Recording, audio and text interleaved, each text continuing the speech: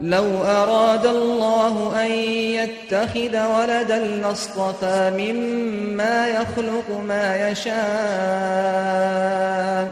سبحانه هو الله الواحد القهار خلق السماوات والأرض بالحق يكور الليل على النهار ويكور النهار على الليل وسخر الشمس والقمر كل يجري لأجل مسمى ألا هو العزيز الغفار